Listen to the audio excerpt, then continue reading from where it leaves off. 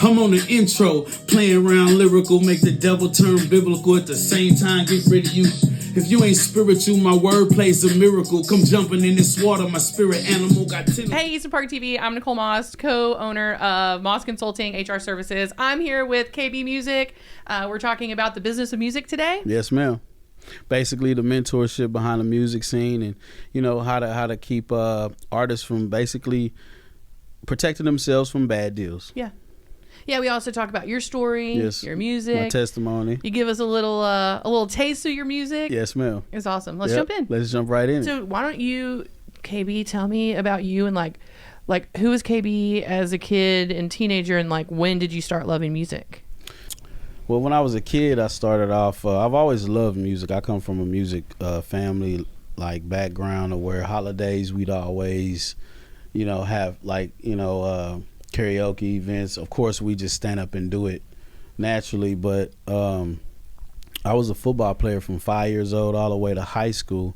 When I got to high school is when I actually started writing music. Okay. And I got deep into it. I was like, wow, with poetry, I was writing poetry and then immersed into music.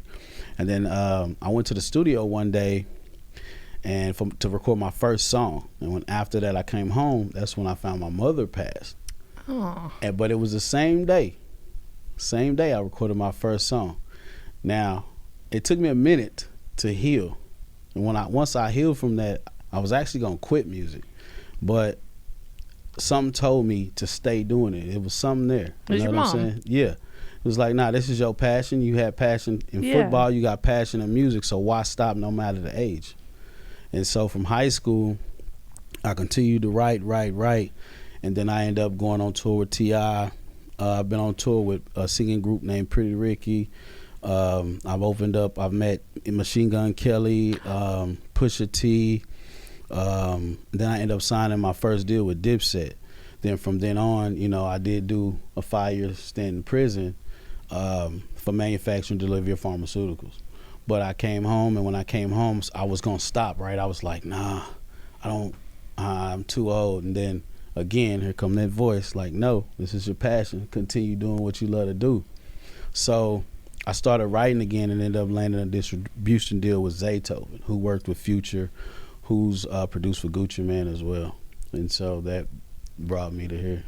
That was a very concise writer's level story right there. You got right to the point on everyone. Yeah. I love it. That would have taken me like an hour and a half to tell you that story.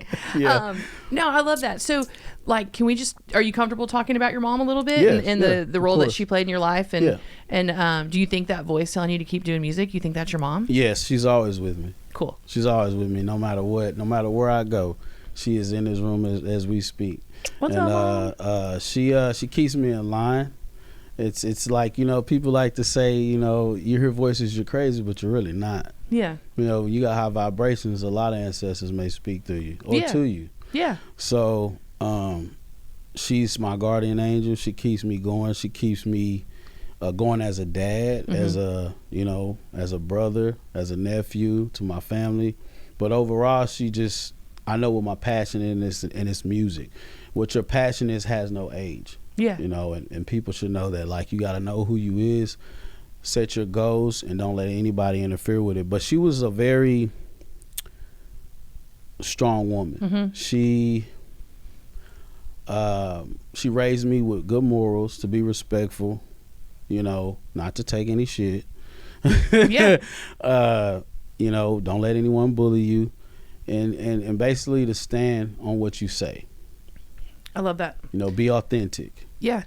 How old were you when she passed? I was 18. That's a tough age. Yeah. That's just a tough age to be alive. Yeah. Anyway. Yeah. Then you lose your rock like that. Did that in some of the stories that you write, which would be your music, right? Mm-hmm. Like in your poetry, does your mom come up a lot? Even still? I have a whole song called "Take a Walk with Me." So basically, it's like me talking to my mom as if I would take a walk with her, what I would say to her. I love that. Yeah. I haven't experienced that yet, but I watched my husband lose both of his parents in the last recent years, and man, it's just, even when it's coming, it's hard. But I can't even imagine coming home one day. And it hit me pretty hard to where when you lose the most important woman in the world, Yeah. you kind of keep a wall up. Yeah. And so you like, I don't want to feel that again, so I'm not getting close to nobody. But I had to heal from that to let people in for me to love others again. Mm-hmm. See, I swept it under the rug and try to like push on. And when you're doing that, you're not really fully healing from it because you're not sitting in it. You're not sitting through it. Yeah. You're just like ignoring it, and then you're coming across people and you're harming them and don't even know it. Yeah. Because you're in denial. Yeah. We were talking earlier about like what you put out into the world is what you get back. It's magnetic. And even if you don't know what it like, even if you don't know you're hurting, right? Like you're still putting that out. And I do think check out Abraham Hicks. It's really like it kind of dives into that. And have you heard the saying "hurt people hurt people"? Yes. Like yes. Even if you don't know you're hurt. That's facts because you're in denial of your hurt because you haven't healed. So you're like you're running across people. It's vibration, right? So I can use words all day, but the intent in my mind is what I'm magnifying. Mm-hmm. So if I'm still hurt within here, and I'm just verbally shading it, yeah, you're still not being genuine. Yeah. So you end up hurting people. Yeah, and it's like same thing on the positive side though, right? Yeah. Like if you're super positive and you feel really good, it's like it's like manifesting. Like, yes. Like yes. People think that's crazy. I don't think so. Like I think you manifest what's in your mind. Like it's all mind. What you think about daily, you're going to bring to you.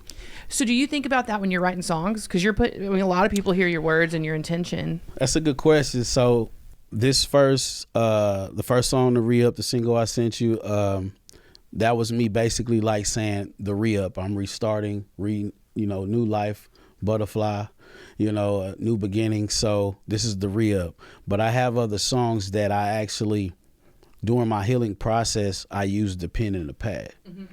And I locked myself in a room. Mm-hmm. And I said, I'm going to actually heal this time instead of trying to push through life. And everybody I come across, I'm not leading with genuine love and forgiveness. Mm-hmm. So I put it all on a pen and pad, and it helped me heal faster. So the next few songs that's coming out, you'll get to hear those. You'll hear a lot about my mom in those songs. That's awesome. That's so cool. And so with like your genre of music, you're mm-hmm. rapping, mm-hmm. and in the song that you sent to us, you're talking about like how the streets have your back. Yes. And when you think about rappers, you're typically thinking of people that have had not the most. I'm generalizing here, but they've had sometimes a tough upbringing. They've had maybe one parent home. Do you think that even if they don't know that they're healing themselves, people who are writing raps, even like kids in high school, right, mm-hmm. who might be struggling, like mm-hmm. inner city or wherever, mm-hmm. like, do you think that writing and writing poetry is like helping them heal, even though they may not know it? Actually, for sure, because when you set affirmations, you're told to write them down first. So, when you're writing it down, you're actually relieving yourself. Mm-hmm. When you're writing it, you're relieving, you're releasing, you're letting it go. Yeah. So yes, absolutely. That's writing amazing. it down is a form of healing. So you think kids that are watching this, or anybody, because like you said, I love this, that passion has no age, and that's so easy to forget and get lost in, mm-hmm. of like, hey, if football's your passion and you're in your 50s, who cares? Like, go coach a team. Yeah, go coach a team. Go play some flag football with some other 50-year-old. There's always a position for you to be close to whatever passion you have. Like, there's always an opening, a spot. You can just be the person holding the camera. You could be the coach, the assistant coach, the disciplinary coach.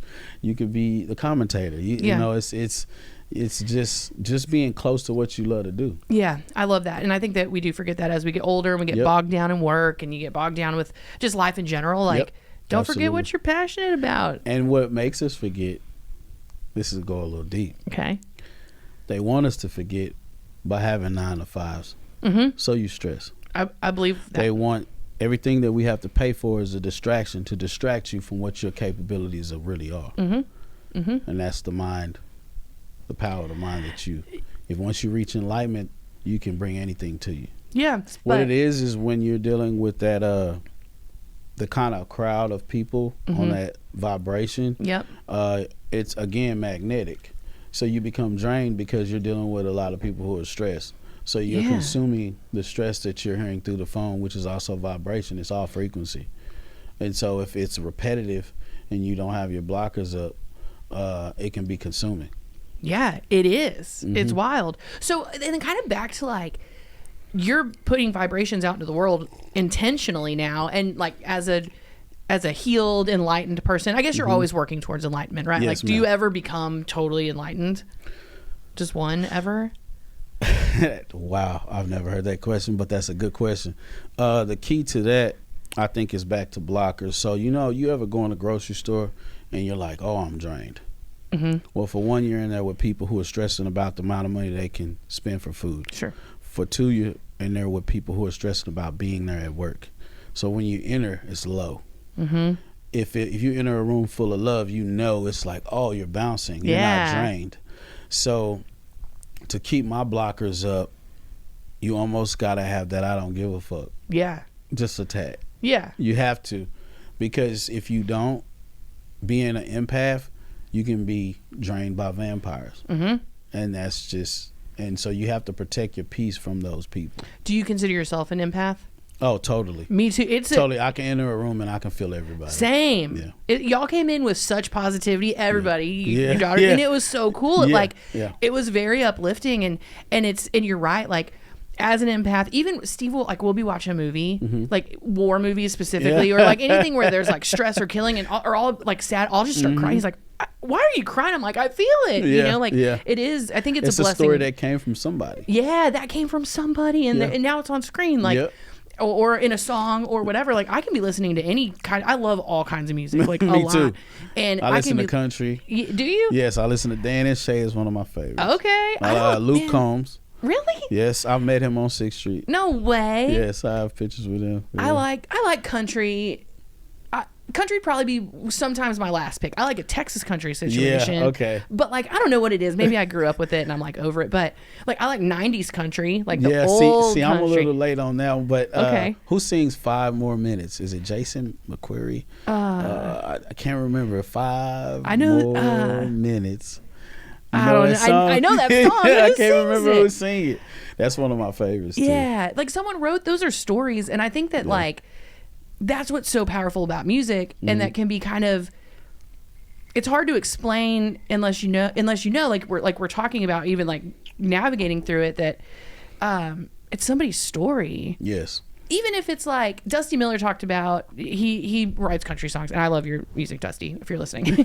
But about that's you write a story and then you make the story more, and you keep building on that story. So is a story based in truth? Yes, but you got to also build up a story to make it worth it can be difficult too when a lot of people are involved, because you have to, if it's very traumatizing, although it's therapeutic to write it, if someone else is involved, you got to ask for permission. Right. They may not want to be involved, so you got to change a name or two. But it's all these movies and songs stem from somewhere. Somebody's brain, somebody's life, somebody's past life, somebody's story. So if you can relate to it, it can help you heal as well. And a lot of stories, not to be like a downer, but I think it's very positive overall, is a lot of stories come from pain. Yes. And hearing you talk about, like, this is people working through their pain, and it could help people work through theirs as well. They're not alone. Knowing someone else has gone through something, you're like, whew, okay, it's not just me. I'm not crazy. You realize how alike we all are. Yeah. Because music signifies that you can get in any person's car of any culture, and they're going to have some kind of music. You take away music, take away life. Yeah. Like that's in everybody. You go in every doctor's appointment, there's some kind of frequency playing. When you're waiting on a call, there's some type of frequency playing. Yeah. Something. To keep you patient, to keep you calm, to calm your nerves. Or if you want a song that, hey, like a room where you go breaking some glass, you need some rock. You need some, it's a form of release in every lane. Yeah. And you think about even like little babies, the second that babies are born, there's music. Yes. The second you come into this world, there's music. Harmony. And I think that writing, I have so much respect for artists, and especially songwriters, because I would assume it's got to be so hard to be like, all right, we need 6 new songs from you, like, by next month. You're like, dang, what? See, now you're going to the deadlines. So the way I stay in front of those is to have more than enough. Okay. So as long as whenever I get in the mood to write, I'm never behind. Okay. And then if I go through something, it's a form of therapy. I just go in there and lay it down. And it keeps me ahead to where they're like, okay, how many songs you got? Well, I got more than enough. Now y'all have to pick, so it makes my job easier. Now y'all have to do more work. So I say just stay ahead, stay proactive rather than reactive when it comes to that. Yeah. Have you ever gone through like a writer's block where you just didn't have anything coming to you? Yes. What was that like? That was before my healing point. Okay. But meditation helped me with that. Okay. Meditating twice a day. I've meditated sometimes 2-3 times a day. Just depends. But meditation, quiet in the mind. When you quiet your mind and your body, eventually words come out. They become more fluent. Because you're quieting your mind and you're blocking all the chatter and the distractions and the noise that's keeping you from tapping in. Yeah, I love a good meditation. I haven't been in a meditation practice in a while, but we got into the Austin Zen Center for a little bit. Yeah. And we would go do the meditations, and man, it's it's something. Yeah. What do they call it? Your monkey mind? Yeah. When you can quiet that. Yeah. Because think about it, when you're on the phone and you watch kids that are doing this, right? What's your brain doing? Nothing. When you're doing this, right? And well, so by the time soaking it up, right? And by the time you stop, your brain's still doing this, which increases ADHD. So it makes it harder for that person to calm their mind. That's also something that they know. Who's they? You're saying they is... I'm going to say the elites. Okay. If we can keep these people on this vibration, we make more money and stay in a higher position. Got you. Just like what you were talking about is they want you to forget your passion because you're worried about your 9 to 5 and don't have joy, don't be awake. Like, yeah, that's a little deep. I can go a little deep, but no, I think it would if everybody could manifest once they reach enlightenment after healing their past traumas or karmic debt, right? This is the steps of it is whatever you've done to somebody, you got to pay karmic debt. Okay. That's number 1. Then after that, you have to heal. That's number 2. Then after healing, you have to forgive. That's number 3. Number 4 is when you step into manifestations after being tested by the universe. That's awesome. Is that like where do those steps come from? Experience. Okay, those are your steps. You should write those down and put them in a book. No, that's awesome. Yeah, it's yeah. I think that's so true, and I mean this with all respect. I was like, this sounds way better than the 12-step program. Like, sounds a lot more realistic. Yeah, I facilitated a few events, so okay. I've taken Toastmasters. Okay. So, learning how to proper etiquette when speaking. Yeah. Yeah. Which I'm sure helps with your songwriting, stage presence. It helps with everything.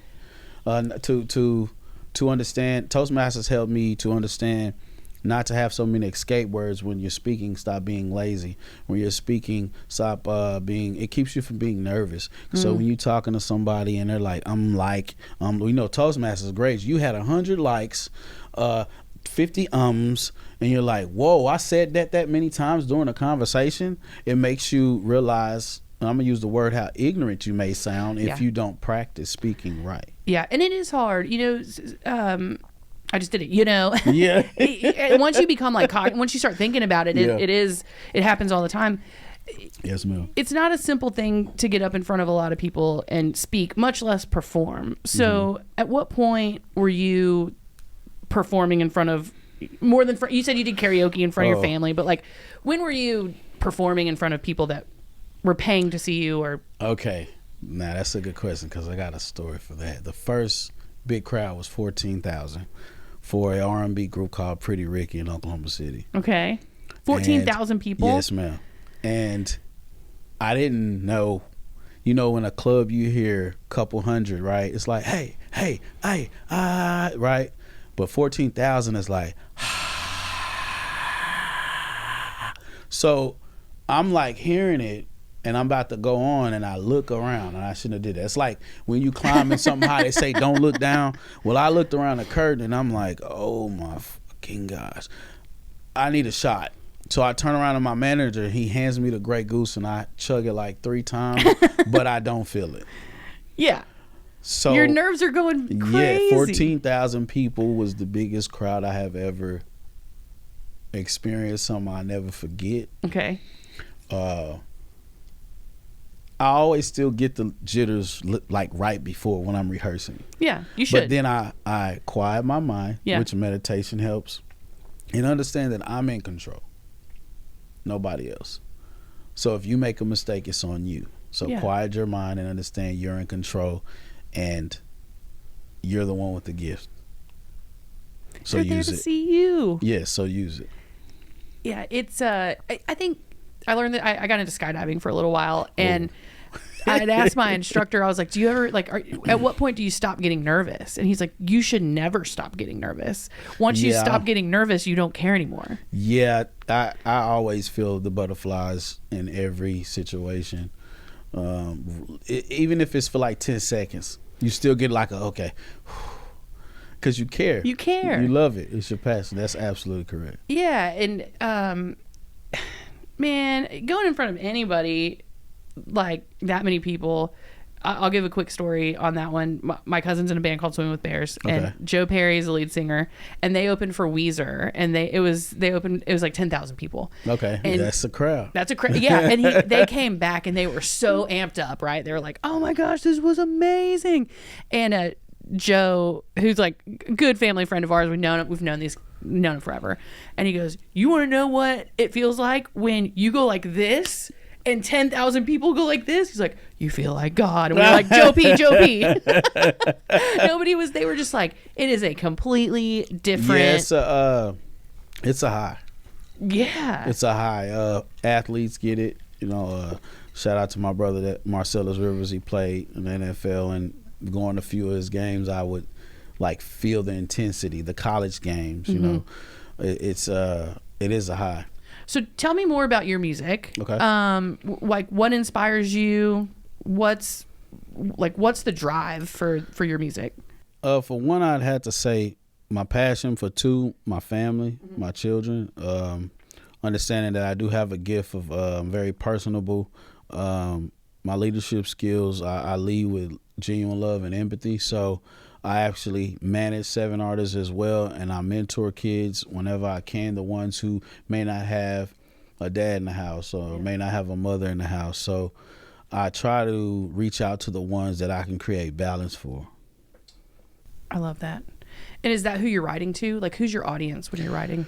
I like to be universal and versatile. I like to write in ways where one line may touch a different crowd, different age ranges, because when you surround yourself by children, you really stay glued to what's going on. But also, being my age, I also like to have something for the 30-year-olds, the 40-year-olds to relate to, but also something that the kids can maybe dance to. So I can write to pop, I can write to hip hop, I can write even a country verse if I'm very versatile. So that's that brought me into Universal and working with Universal. Shout out to Billy Moss with his single Return of the Mac. So that's one of my personal managers. Shout out to Zaytoven. So working with these people and being around them, I got to actually see what my gift actually was, and that was just versatility. Like, I can write to anything. I've actually had to ghostwrite a song for a guy who wanted to rap at his son's birthday. Tell me about that. That's cool. Tell me about that. Yeah, he I can't remember what platform. Oh, it was Instagram, actually. When I first started posting my music, I got a DM from a guy in California, and he was like, he gave me a description of his boy's birthday, what he likes and everything, and I had to incorporate that into a verse for him to rap to his son, and he cash apped me for it. That is so cool. Yeah, so it's stuff like that I'm like, wow, if that isn't God speaking to me, why stop? Like, and that's a gift on so many levels, right? Like, dad raps a verse to his son that you wrote. Like, how cool is that? And I don't even have to be there. Just knowing that this kid is going to smile because his dad is rapping it to him is enough for me. Yeah, that's that's priceless. So okay, you talk about kind of vibrations and love and God working through you. And we talked about your mom. Like, what else in your life is really like motivating to you that kind of keeps your story going? Oh, just to make a difference. Not be so much of a follower. Like, we need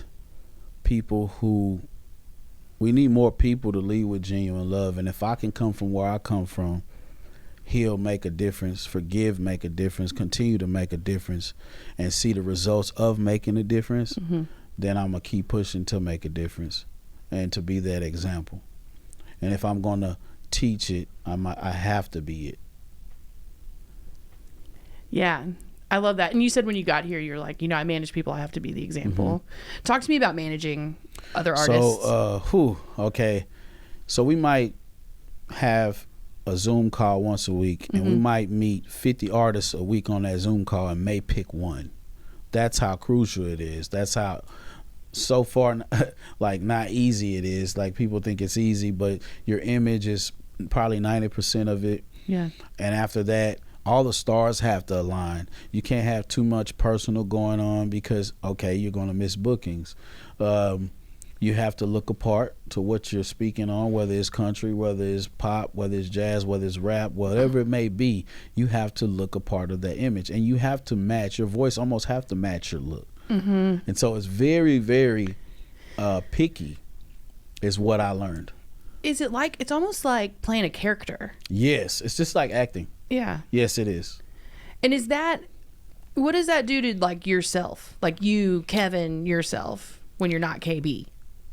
Well, I met Lear Cohen. I don't know if you know who that is. The Jewish guy who used to write Jay-Z's checks for Def Jam. Okay. I met him down 6th Street, and I never forget it. I never got to get, this is one picture I didn't get to get, but the 10 minutes of information he gave me, he said, don't ever follow anybody else's sound. Don't ever copy anybody else's style. Don't ever rap on anybody else's beat. We're looking for a different sound to create a new trend. And so I think just being on the platform is something that I love to do, and listening to new styles, when you do run across it, it's amazing because you're like, where does this voice come from? Yeah. To me, that's amazing to like to see someone's gift and be able to give them a chance to make a difference for their family and say, hey, you know what? I can help you. I know this person. Yeah, I love that. And the way that money is made through music anymore is different, right? Like back in the day, like when Jay-Z started, he's selling out.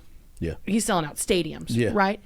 And you go and buy the CD or the tape or whatever at the time was going on, right? Yep, tape, CD. Tapes, oh wow, CDs, 8-tracks. I'm just realizing like there's no more CDs. Remember how cool it was to go buy a CD at Best Buy? Yeah, or Sam Goody. Yep. I loved going to the mall, go to Claire's, and then go to Sam Goody. It was the best. But it was so fun to go, and you're gonna spend $18 to $25 on a CD, and I love trying to sneak in. And it was at least 14 to 18 songs on the album rather than 8. Right. Like now they're giving us only 8 to 10, and it's what they're doing is like they love to tease. Yeah. That's the new thing is to tease you to create momentum for you to expect the next. Yeah. It's just like Game of Thrones. They make us wait a whole year, right? You're like, "Why I got to wait this long to see the next?" But it's the algorithm. But to make money anymore on music, it's not like selling tickets to a large show, unless you're like Taylor Swift, right? Or Beyonce or Jay-Z, or these like that are still selling out. But it's become a subscription model where Spotify, Pandora, like Apple, iTunes, whatever. Like, how is that when you're mentoring new people? How do you kind of explain how that works? Wow, another good question. First, I take what Lear Cohen told me, and I tell them we can't shop anything if you don't own the beat. If you don't own the beat, we can't register it through BMI, DistroKid, for you to be able to make money to bring home to your family. And so that's the very first step is once artists send me something, I ask them where they got the beat. And I know the platforms that you can go shop. That's reasonable as well. So if I see that they got it from YouTube and they don't own it, I tell them immediately I can't shop it. But it forces them to be more authentic of themselves. So okay, let me ask you another question. And this is just, I simply don't know how it works. So rapping, the art of rapping is writing stories and spinning them in a way that is compelling and rhymes and people can follow along. But there's more than that. There is a musical component of creating beats, and so that's sitting on what, like a Casio keyboard, or that's like whatever, like how do you make a beat? Drum kit? See, that's where I'm just a songwriter. Okay. And a performer and an A&R and a manager. Producing I have never been good at that. I've seen a keyboard, a beat machine, and tried it and did not know what I was doing. Okay. Which was okay because I was like, okay, this is not my thing. I can just add words to the instrument. So,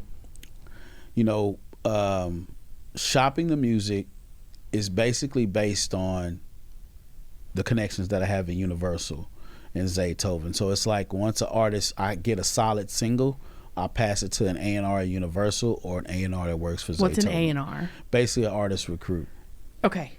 They're the ones who listen to it, and then they go and say, hey, I think we can push this artist for $10,000. Probably start at like $10,000 startup costs. They'll come up. It could be anywhere from $10,000 to $100,000. And that's giving this artist money to go in, create their look and their persona, to get away to travel to shows that they're going to book for them, and then they go. Yes, do their and thing. that also depends on what the paperwork says. That's where it gets tricky. That's where you have to pay attention. You have to have lawyers. So a lot of artists try to do everything independently to go viral on the internet. But then they also run into certain lawsuits if they don't own the rights to the song. Right. So that's what you have to stay away from.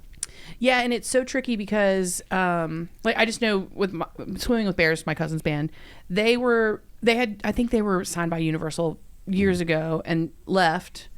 And they were managed by the guy, and maybe he still does. I don't know. And guys, I'm sorry if this is wrong, but they left, but they had to leave behind some of their music because they no longer owned their music, and it was like some of their like original like raw songs that they loved, and they just can't play them anymore. They don't own them, and they were like. Now, to me, how does that really make you feel knowing that this comes from me? This comes from my heart. This comes from my mind. And I no longer can play it. I no longer reap any benefits of my hard work from it. It's like robbing me of my own gift. Yeah, well, and like to what you said earlier, it's like robbing you of your own healing. Yes, absolutely. Right? Absolutely. Like there's got to be something very cathartic about performing what you've written to heal and then to perform it in front of other people. That's got to be healing, and it's like another layer of healing. Yeah, it is. And then you take that away from someone and it's like, I don't know, it just seems a lot of young kids get into music, and without someone like you who's done it, who's had mentors, they get into legal issues and there's no money, right? Like it takes a long time to earn in anything that you do, but I think music would probably be one of the most difficult industries to earn yes, it is. A living in. That is your 100% job. And back to a question you asked me earlier, like what drives me, what we just talked about and described is where I'm gonna make a difference at. Yeah. And to protecting those upcoming artists from being stolen from. Yeah. It's if you really you love children, you give back to children, and you want them to blossom and be good at what they do, don't steal from them. Yeah, and that's just big money and greed, right? And we see that in all industries, but I think in music especially. And kind of to go back to where you're saying that you're never too old for your passion. No. Even if you're just a new artist, and maybe you're a new artist in your 40s and you're good, right? You find like, whoa, I was really good at this. Like they don't know either. They still don't have. No. If you've not been in the game. And I mean, I'm talking any game. I mean, we've had mentors as business owners and in HR. Like, there's stuff that we come across every day where I'm like, I don't know. Like, I need help. See, it's always something new. Yeah. That comes out. And so I would look at just like artists that go on American Idol or The Voice, you know, there's no age limit, right? Yeah. But they still could, even after being on the show, come across somebody who's trying to get them in a contract. So when you go on over that contract, you should have a lawyer. You should always have people in the legal lane to go over those contracts with you, so they can point out things that you may not be able to pick up. Yeah, and the money is well spent and before, Yes. right? It's gonna be a lot more expensive Yes. after the fact. And kind of on that note, so helping people get in, and maybe they let's say you find a guy who's, you give him $100,000. He's great. He gets his persona together. He gets his character together. He's on tour. He's got a cool traveling van, whatever. Yeah. Now he starts making like real money, like big money. Is there mentorship for what to do with someone who went from maybe making $0 to hundreds of thousands or millions of dollars? Wow. Okay. It's crazy. These are good questions. So I don't know if you guys are familiar with a rapper named Hot Boy West. I knew him before he signed to Gucci Mane, and I remember talking to him, and he would always walk around rapping. And the reason I'm telling this story is because he actually spoke on it in another podcast interview where they asked him, you know, what happened to the $100,000 up front that you got? And he was like, coming from where I come from, $100,000 isn't a lot to a kid, because now they spend it, they don't know where to place it, and the goal is to own property. Yep. That you cannot go wrong with owning property. But I feel like if I'm going to make a difference, and I also got a degree in business management to teach these kids where your money should go, so you can have longevity. Yeah. Not get the loan and just go blow it. No, go invest it so you can blow money later. Yeah. Well, just be cozy, you know, like you have to put it somewhere where you have a constant flow. Yeah, and I think that's like a really good point. And you see this with like basketball, football, musicians, athletes too, where they just, a lot of these kids come from not a lot of money, got into college, got, you know, drafted into the NFL or whatever, and now they're making more money than most people see in a lifetime in, you know, over 3 years or something. And so now they're expected to like become real estate moguls or business investors or, you know, whatever. And I think it's just liquor owners. Yeah, liquor owners, which shout out to Lil Wayne. Oh, is that Lil Wayne? That's Lil Wayne's drink. No way. Yes, that's Lil Wayne. That's awesome. I didn't know that. Very cool. Yeah, but you gotta, there's a difference, I think, between Lil Wayne's probably good. He's probably got lots of people telling him, and he's super smart to do that. But like, because there's eventually, I think there's just a difference between the people who do it right, like Lil Wayne, who did this, where he has so much money. Like, what are we going to do? It's not like, oh my gosh, I'm worried about spending all of this money or doing something wrong. He's past that, right? Like now he's like, oh, I love rum. Let's do this. Yeah. But there's like a period of time where even if you're sitting on, let's just call it $100 million, right? Gotcha. Which to most, I'm making this up, but I'm assuming that could be real money at a certain point. Yeah. Like where you're like, oh my gosh, this is so much money. I'm going to get jets and hookers and blow, and we're going to go stay in Vegas all the time. You know what? Which, listen, I'm not saying I wouldn't do the same thing. You know, that sounds like a lot of fun. But unless there's a plan for that money goes fast, right? And it's a gray area when it comes to, like, you know, because you think, be free, enjoy your life with the money that you may have. Like, you may want to go do something you never experienced before. So the hardest part is to learn the self-discipline, to practice discernment, knowing when to do, when to invest, knowing when to party, when to be serious. Is balance. Yeah. And you help people with that. You can help your mentees with that. Because I think that's, you talk about pressure, right? Like, and I think about just steps in life and in the layers that come on every year that we spin around this beautiful earth that we're on.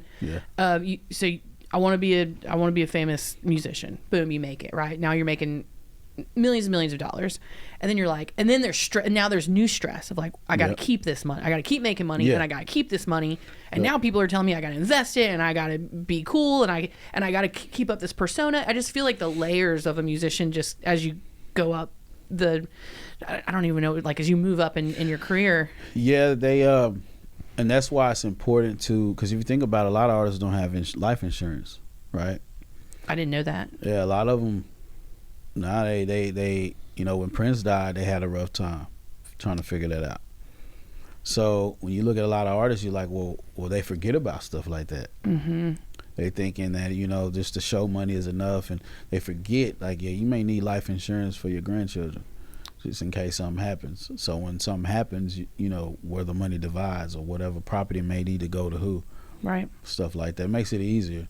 Yeah, like a will and life insurance and a plan. Yep. Well, and I think too, I would assume that as you gain success, you gain fame, you gain notoriety, you gain money. Okay.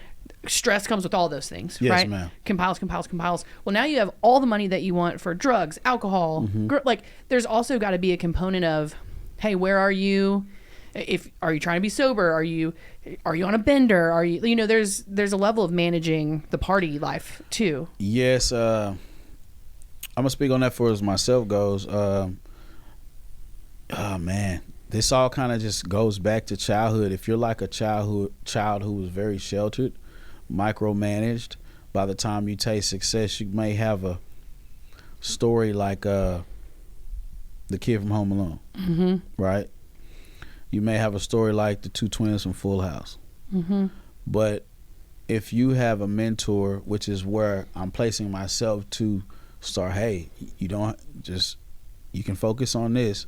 We can party later, but also put a safety net up under you to where even if you party, you fall, you can get back up. Not just make it all about partying, because that's really part of the lifestyle of music, is partying, because music is at parties. Yeah. So you really can get that out and just knowing when to cut that switch off and be a family person. Yeah. It's got to be hard, right? Yes, like, it is. It's fun to party. That's all that. That's that dopamine hit, you know. Like, and music is at night. Yeah. Music is in the dark. Music's at parties. It's at those hours. Yeah, and I have so much respect. I have so much respect for any musician, but especially musicians with families that, you know, they go out and they party, and everyone that's they maybe you get backstage passes, and it's so cool, and you're hanging out. But then it's like, we're done. I got to go home. I got kids. Yeah. Kids, you know, concerts are on Tuesdays, Wednesdays, whatever. Their kids have to go to school the next day.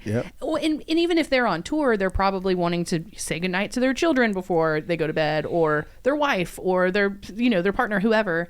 It just seems like a lot to balance. Yeah, I think too, like with the, you know, I'm not gonna dive into the Diddy situation, but again, where I would say I would make a difference is making whatever successful artist that is successful around me aware, and not to be green to the fact that you can be manipulated if you're too starstruck. Because if you get starstruck very heavily, you could be blinded to the fact that someone's not trying to play you on this platform or in this environment. That's deep. Because you're gonna automatically trust someone that you idolize. Because you're starstruck. You're full of excitement. It's blinding you. So if someone's looking for a mentor, how do they apply to be your mentor, or like how do they get you or someone like you? You can reach me on Instagram at KBMusic730. Kevin Bronner's my Facebook. My Snapchat is KBMusic. My TikTok is KBMusic83. You just reach out, DM me, and we'll just go from there and see, and remind people I do have the decision to say no.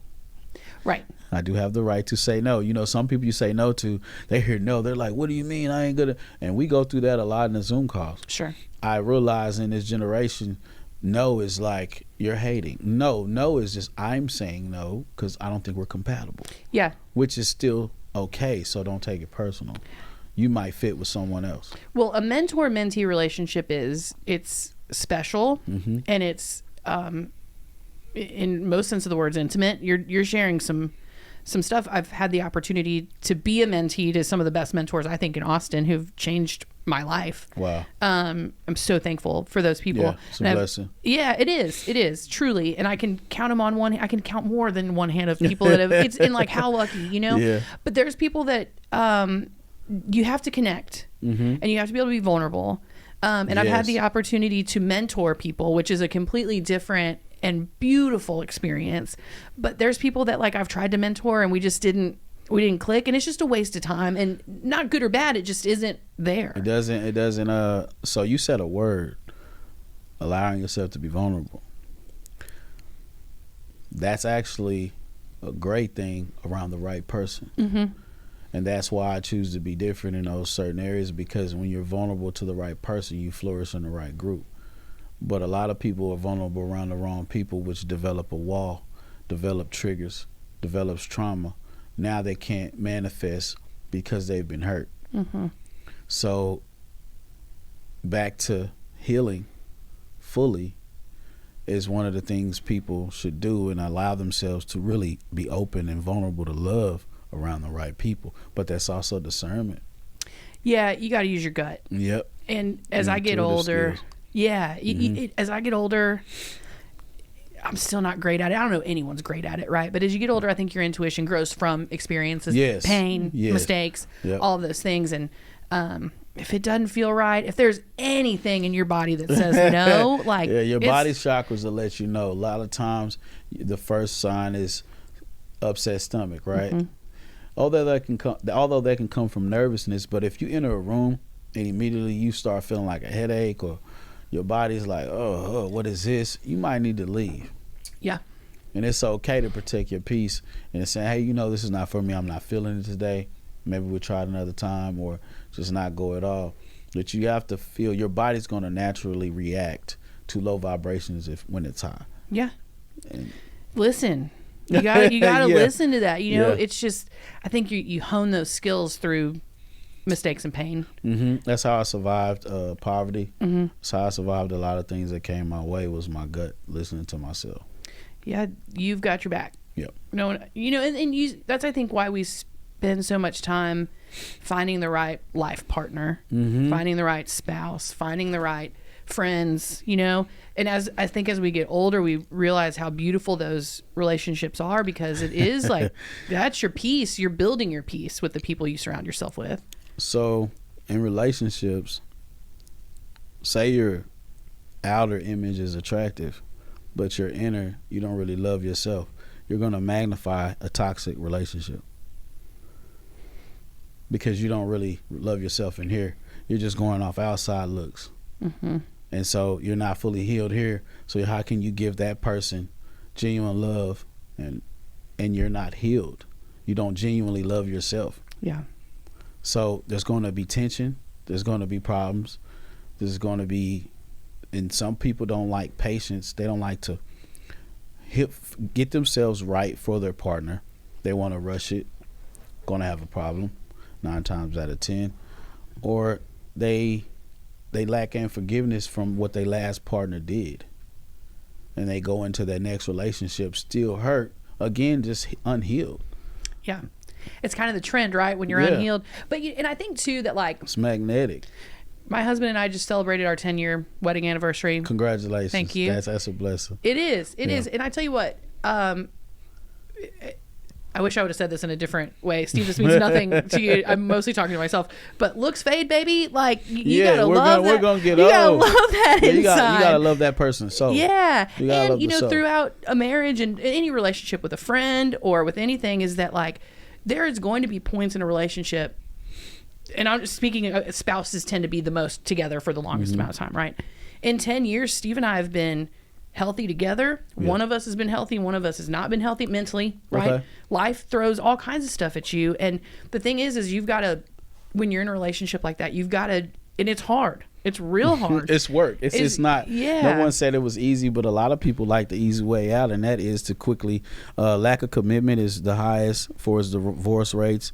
Lack of communication, and that's due to DMs. But that's the easy way. Yeah. The loyal way is to fight with a person and heal with that person, to grow with that person. Right. You got so many people who are cowards and run because they have others to DM.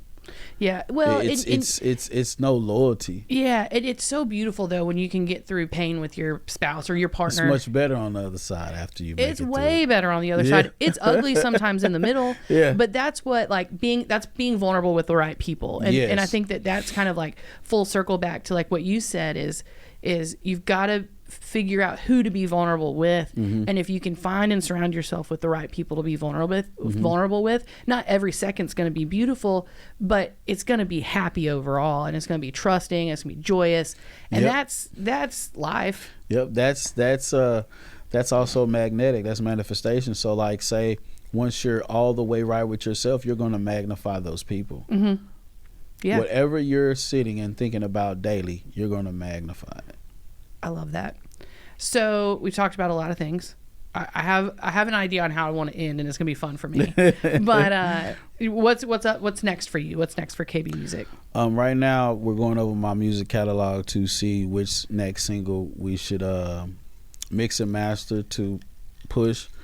So a lot of negotiations are going on right now. What's the big what big feature we may engage in? You know, got some big names on the surface, so that I won't mention right now, but it's coming 2025. That's exciting. So just a lot of negotiations right now is on which song to go with next. Okay. When do you think you'll let us know on that? Is there a date or is it still TBD? Still, yeah. Okay. No date yet. So we just need to follow your Follow channels? my Instagram, Okay. my TikTok, my Facebook. Yeah. I love your TikTok. I was watching your TikTok and saw pictures of these beautiful girls in prom dresses, and yeah, that's so cool. My oldest daughter. Yeah, Asia. that's amazing. And so being a dad in music, can you just like touch on that for a second? Basically, now this is what can be difficult. The difficult part is when you're behind the scenes and you see the green screen. So when they show me certain things, I immediately know how it's made and what's real and what isn't. And so sometimes it can be difficult. Sometimes I just be like, hey, this is that. Blah, blah, blah, blah. But it's like I don't want to spoil the party all the time because it's entertainment. Yeah. So like for me, it's like being on the creative side of things as a parent. You're like, okay, I don't want them really falling down that rabbit hole, but okay. And so it's a task. Do you have 3 girls? 3 girls, no 2 boys. sons. Oh, 2 boys. Yeah, okay, 3 boys, 3 boys, 3 girls. Whoo, you're busy. Two step kids. At okay. It, so. Yeah. Girl dad, is he a good girl dad? Yeah. There's something about you got girl dad vibes for sure. Yeah, safe energy. Yeah, absolutely safe energy. I'm very protective of the girls. Yeah, you should be. Yeah. And 3 brothers. Mm-hmm. Y'all are gonna have a tough time dating, ladies. Yeah. Most definitely. Yeah. He has to. For one, he has to be a praying man. Okay. I just that's one on my only request. I like that. To believe in something. You don't care who they're praying to. They just gotta pray. I love that. Religion's a whole nother rabbit hole we could go down, and maybe we shouldn't. I'm a free spirit. I'm open. I've studied Buddhism, Hindu, 5% Christianity. So I study all. Yeah. But we all are one. We all are one. But I can have a discussion about each. There's a poster I saw recently, and this is probably not new at all, but it was like it's been very meaningful. We're really into inclusion and equality, and everybody's the same, and there's a poster of a bunch of skeletons, and it was like Asian, black, white, Italian, Jewish, Christian, and it's like at the end of the day we all look the same on the inside. Yes. It's like, stop with this. And separating from religion, treat people how you want to be treated. And if you always put out good energy, you will be blessed. If you always look to help others with genuine love, you will be blessed. And don't move with fear, move with confidence, you will be blessed. I love that. Are you hungry? Yeah, just a little bit. You in the beginning of this talked about how y'all used to karaoke. Mm-hmm. What's your favorite karaoke song? Oh man, I used to do 50 Cent in a club. Nuh-uh. Can you do some for us? Or can you do some of your own music? I can spit a verse. It's a little cussing at it. That's okay. Do it. So you ever seen 50 Cent show The Power? No. His show he got a show called Power. Okay. And on the show, there's a dad named Ghost, and his son Tariq ends up killing him at the end. Okay. 50 Cent has been shot 9 times in real life. So I actually used that as a punchline in one of my songs. I say, I be trying to keep my cool so don't come playing with me. I got a switch on everything that shoot no less than 50. Power showed you that a ghost can die in any city by a young killer like Tariq to give you 9 like 50. I like my guns like my bitch polished up and pretty, but keep a dirty one to slide when everything's shitty. Even if it's family, we could punch it out or shoot it out. I come from gangsters, so I give 2 fucks what you about. These niggas dying over bitches out here chasing clout. That's 2 things I won't do, so pick a different route. And how you banging in, you ain't faded no heart check. How can we trust you when we don't know where your heart at? And if you snitching and they label me a suspect, just know you dead. That's the code, that's my respect. The same goes if you in debt when I come collect, cause I got multiple connects and I come correct. Awesome. That's awesome. I love it. You good people, both of you guys. Like, y'all got great energy. Yeah, this is awesome. I appreciate you having me. Yeah, thank you so much for joining us. No and problem. Easton Park TV, we'll see you next time. Yeah. Okay. Show you why them East Coast niggas fuck with a down south nigga, man. Shout out to 730 Dipset. Zeke, big homie. Jim, big homie. Cam, big homie. Say sellers, might drop this shit, huh? I'm on the intro, playing around lyrical, make the devil turn biblical at the same time, get rid of you. If you ain't spiritual, my word plays a miracle. Come jumping in this water, my spirit animal got tentacles, you pussy. Yo, new bitch, she knew me. We don't talk much, she just do me. No fake ass, real booty. I break cash, she bougie. But you can have her back, she a groupie. She swallow me, no loogie. And I'm riding around that Uzi. So don't try me, boy, I get groovy. I'm a shooter, not no movie. My main killer a juvie. But he came to me for them duties. Them trenches make you a loony. That's why I'm always in Gucci. That Burberry and Louis. Versace all in my hoodie. My t-shirt say cookies. And I'm riding around that Uzi. So don't try me, boy, I get groovy. I'm a shooter, not no movie. My main killer a juvie. But he came to me for them duties. Them trenches make you a loony.